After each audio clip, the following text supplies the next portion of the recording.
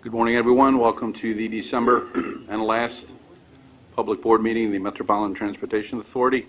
Let's begin with the public speakers. Mr. Morello, do we have any public speakers? We have 9. I would ask all of our speakers to try to limit themselves to the allotted 2 minutes so that we can treat everyone equitably. First speaker is Marty Goodman. He'll be followed by John Mooney. Mr. Goodman.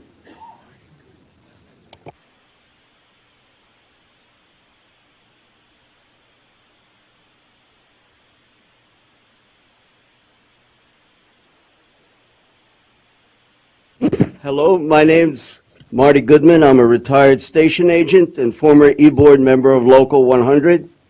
Please join transit workers at a special rank and file anniversary celebration of our heroic 2005 transit strike.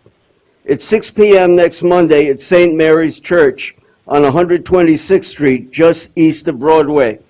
In 2005, transit workers defied the MTA, courts, and politicians to make our voices heard. The MTA and Wall Street thought the union-busting Taylor Law would leave us bound and gagged. But when the MTA tried to ram pension givebacks down our throats, our answer was loud and clear: strike. You will not balance your books on the backs of transit workers. We wanted to fight back. The strike was liberating. Personally, I only wished it lasted longer. I say if you can't walk away from injustice, then you're living like a slave. Striking is a human right. Polls during the strike revealed that most New Yorkers agreed. TWU members should know that not all major U.S. cities have laws against striking by public workers. Philly and San Francisco don't, and there's a Minnesota law that says strikes are legal.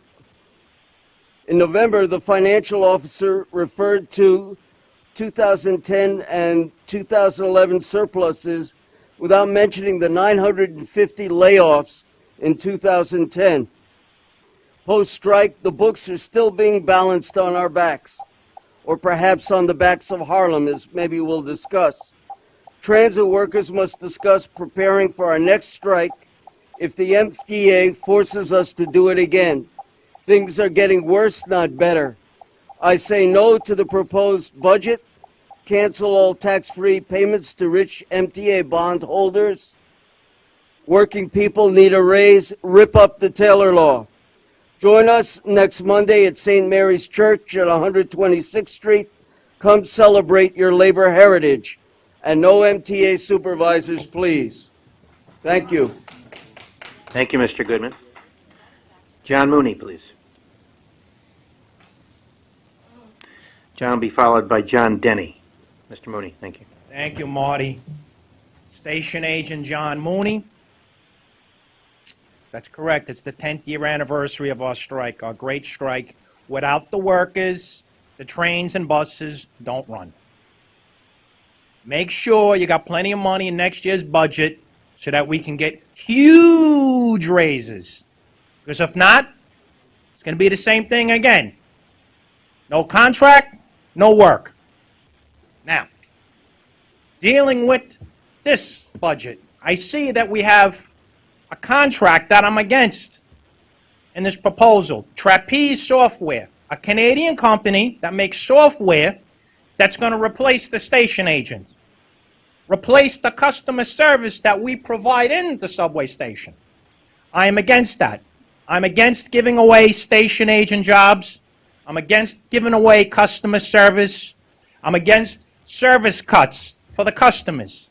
I'm against Trapeze Software, a Canadian company that creates software so people can push a button instead of talking to a station agent. Push a button, and then a call center picks it up and tells them where they got to go.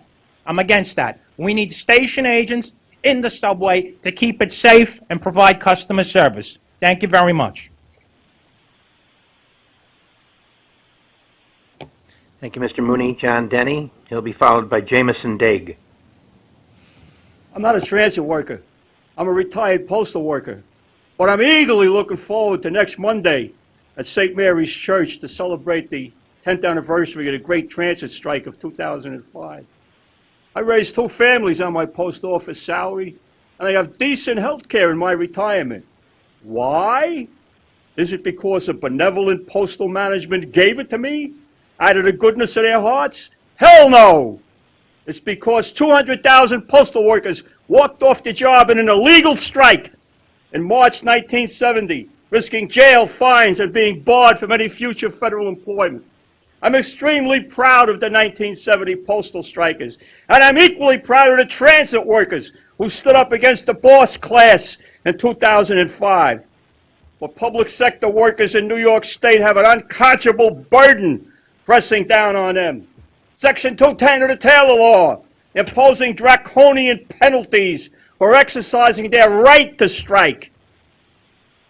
In November of 2011, Pete Donahoe of the Daily News reported that an agency of the UN had ruled that Section 210 of the Taylor Law constitutes a gross violation of a basic human right, the right of workers to collectively withhold their labor.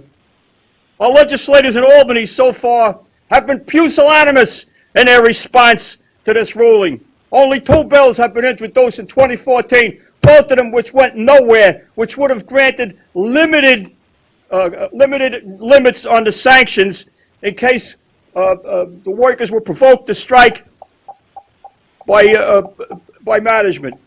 I call on the elected members of the New York State Assembly and Senate to act now, repeal Section 210, and bring New York State into compliance with international law and human decency.